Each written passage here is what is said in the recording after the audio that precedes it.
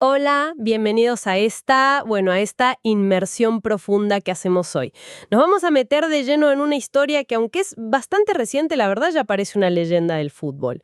Hablamos del ascenso de Lionel Scaloni al frente de la selección argentina. Un tema fascinante, la verdad. Totalmente. A ver, situémonos un poco. Argentina, fines de 2018. El clima después del Mundial de Rusia era, desolador. Había una crisis institucional fuerte en la AFA, frustración deportiva acumulada, ¿no? Casi 30 años sin títulos importantes. Se necesitaba un cambio, pero ya. Urgente, ¿sí? Y en medio de todo eso, aparece alguien que nadie esperaba, Lionel Scaloni. Su nombramiento, allá por agosto de 2018, fue recibido, mira, las fuentes coinciden, con mucho escepticismo. Casi con burla, ¿no? Por parte de la prensa. Sí, se lo veía como un interino, un parche nomás. Para un hueco. Entonces, nuestra misión hoy es ver cómo este técnico, que no tenía experiencia previa dirigiendo equipos profesionales, pasó de ser esa apuesta improbable a ser el arquitecto de una era gloriosa. Desafió todo. Vamos a ver las claves, ¿te parece? Basándonos en lo que tenemos. Dale, perfecto. Y es interesante arrancar justo por ahí porque ese caos inicial, paradójicamente, parece que fue el terreno ideal para que esto surgiera. La salida de Sampaoli después de Rusia dejó un vacío enorme. Un hueco gigante. Y la AFA, con Chiquitapia a la cabeza, buscaba desesperadamente a alguien, un apagafuegos, digamos, mientras pensaban en algo más serio a largo plazo. Claro. Y Scaloni, que estaba en el cuerpo técnico de Sampaoli, pero fue el único que no renunció, ofreció algo clave en ese momento: lealtad y disponibilidad. Estaba ahí. Estaba ahí, listo. Exacto. Las fuentes son claras en esto. La elección inicial no fue por una gran visión táctica que, todavía no existía un proyecto definido. Fue necesidad pura y pragmática. Y también era una opción barata. No es menor. Una solución casi de rebote, entonces. Y con esa etiqueta de interino, Scaloni, junto con Pablo Aimar, toman el mando el 2 de agosto de 2018. Debutaron un mes después, creo que el 7 de septiembre, contra Guatemala. Así es. Los primeros amistosos, tuvieron resultados, algunos buenos, otros no tanto. 4 victorias, un empate, una derrota con Brasil. Pero más allá de los números, lo que empezó a notarse, ¿no?, fue como un cambio de aire, de actitud. Y el inicio de algo clave, el recambio generacional. Ahí está el punto. Y acá es donde Scaloni toma una decisión fuerte, ¿no? Quizás la más importante de esos primeros meses. Hablamos de una limpieza grande de la vieja guardia. Sí, una renovación profunda. Figuras como Agüero, Higuaín, Banega, afuera. Incluso Di María y Otamendi al principio quedaron afuera temporalmente. Sí. Y le dio lugar a chicos nuevos. Lautaro Martínez, Paredes, Petzella, y también jugadores que venían del fútbol local, como Palacios o el Piti Martínez, ¿te acuerdas? El Piti, claro, autor del primer gol de la era. Ese mismo. Y el primer capitán fue Tagliafico, otro símbolo de ese cambio, ¿no? Totalmente. Es que esa renovación fue más que táctica. Las fuentes la describen como una purga cultural necesaria. Se buscaba, ventilar un vestuario que venía cargado de fracasos, de tensiones. ¿Cambiar el aire? Exacto. Crear un ambiente distinto con el foco en el grupo. La idea era esa de que todo el mundo se siente identificado, como dijo Scaloni después. Mencionabas antes el escepticismo de los medios, que fue tremendo. Le daban con todo por la supuesta falta de experiencia. ¿Cómo pegó eso en el grupo que recién nacía? Mira, parece que, paradójicamente, funcionó al revés. Esa crítica de afuera, tan fuerte, como que los unió más por dentro. El grupo se cerró, ¿viste? Se abroqueló alrededor del cuerpo técnico. Hicieron como un escudo. Algo así. Y Scaloni adoptó una postura de perfil bajo, algunas fuentes la llaman venganza silenciosa.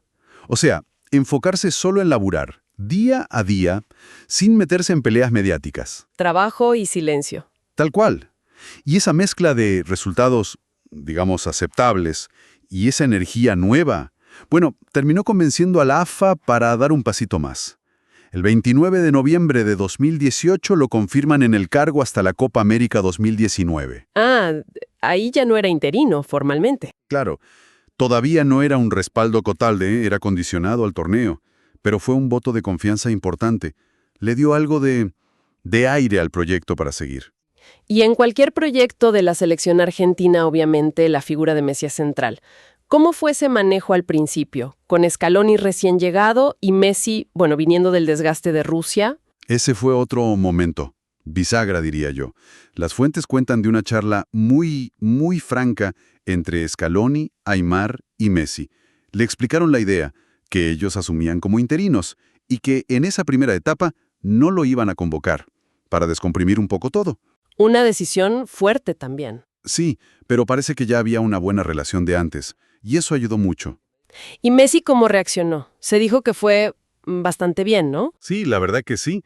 Según contaron ellos mismos, Messi ofreció apoyo, entendió la situación. Y eso quitó una presión enorme. Fue un gesto clave. Yo creo que el hecho de que Scaloni no llegara como un DT estrella, ¿viste? Con un ego gigante, ayudó a cambiar la dinámica. ¿En qué sentido? En que permitió empezar a construir un equipo alrededor de Messi, para potenciarlo, sí, pero sin cargarle toda la mochila de ser el único salvador. Empezar a armar un colectivo. Ahí empieza a nacer entonces la identidad de, bueno, lo que después se conoció como la escaloneta. ¿Cuáles eran los pilares de esa identidad que se empezaba a ver? Mira, fundamentalmente, el factor humano. Scaloni lo dijo muchas veces. La unión del grupo es lo primero. A veces incluso más importante que el sistema táctico en sí. El grupo por sobre todo. Exacto. Buscar un ambiente, bueno, ameno, fluido y concentrado, como dicen las fuentes. Crear esa sensación de pertenencia fuerte. ¿Y en la cancha qué se veía? ¿Qué ideas tácticas? Bueno, tácticamente se empezó a ver una idea de construcción paciente desde atrás. Los centrales abiertos, un 5 que se mete entre ellos para salir jugando. La formación base era el 4-4-2. Un clásico. Sí, un esquema bastante equilibrado. 2 líneas de 4, pero que le daba mucha flexibilidad. Podía mutar fácil a un 4-3-3 o incluso a línea de 5 atrás, un 5-3-2, según el partido. ¿Y sin la pelota? Y sin la pelota, una presión fuerte. Presión tras pérdida, bien arriba, en campo rival. Intentar recuperar rápido. Y todo ese laburo, esa construcción, tuvo su primer gran premio, el punto de quiebre, ¿no? La Copa América 2021 en Brasil. Ganarle la final a Brasil, 1-0, en el Maracaná. Uf, tremendo. Romper esa racha de 28 años sin títulos mayores fue un desahogo increíble para todo el país. Inolvidable. Messi fue figura, sí, goleador, mejor jugador, pero se sintió distinto, ¿no? Como un logro del equipo. Ya estaba ahí la base del equipo que después ganaría el Mundial. El Dibu Martínez, Cuti Romero, Tamendi, Molina, De Paul, Paredes. Claro, la columna vertebral ya estaba armada. Y el impacto psicológico de esa copa fue incalculable. Ganarle al clásico rival en su casa, en el Maracaná, en una final, eso rompió la barrera mental de las finales perdidas. La mochila esa que decíamos. Exacto. Les dio la convicción, esa mentalidad ganadora que necesitaban para lo que venía después. Y lo que venía después era Qatar 2022, el desafío máximo. Pero el Mundial no pudo empezar peor, ¿eh? La derrota 1-2 con Arabia Saudita. Un baldazo de agua fría. Rígido, ese día. Fue un momento súper crítico.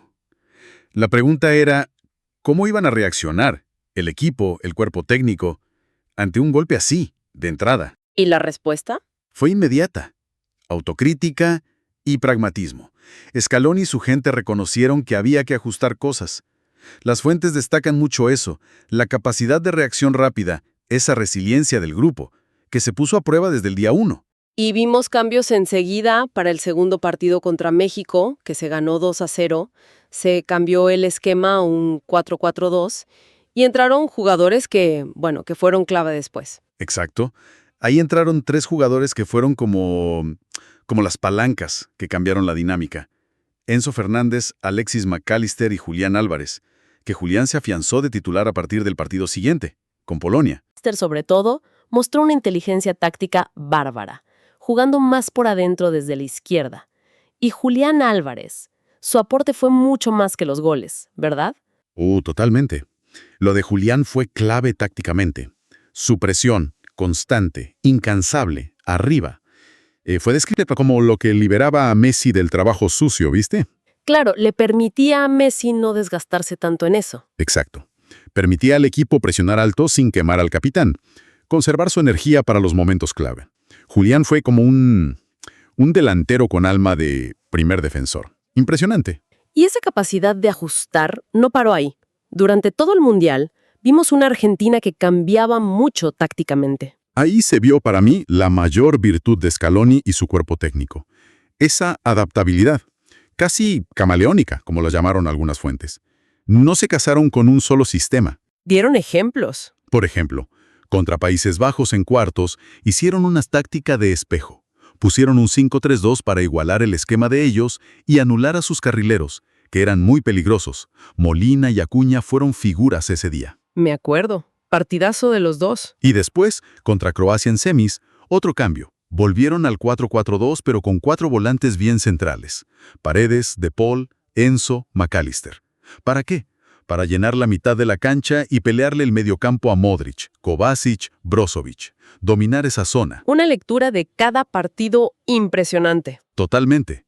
Esa versatilidad para jugar de distintas maneras, a veces más de posesión, otras más directo, de contraataque, hizo que se dijera que Argentina fue uno de los campeones mundiales más versátiles, tácticamente. No fue casualidad entonces. No, para nada. Fue producto de estudio, de análisis del rival y de la confianza de los jugadores para llevar a cabo planes diferentes. Bueno, después de tocar el cielo en Qatar, vino un momento de cierta duda con la continuidad de Scaloni. Se le había terminado el contrato y la renovación tardó un poco en llegar. Las fuentes hablaron de diferencias económicas. Ese episodio marca un cambio interesante. Scaloni ya no era el interino de 2018, ¿viste? Claro, ya era campeón del mundo. Exacto. Era el técnico campeón del mundo. Su posición para negociar era totalmente otra.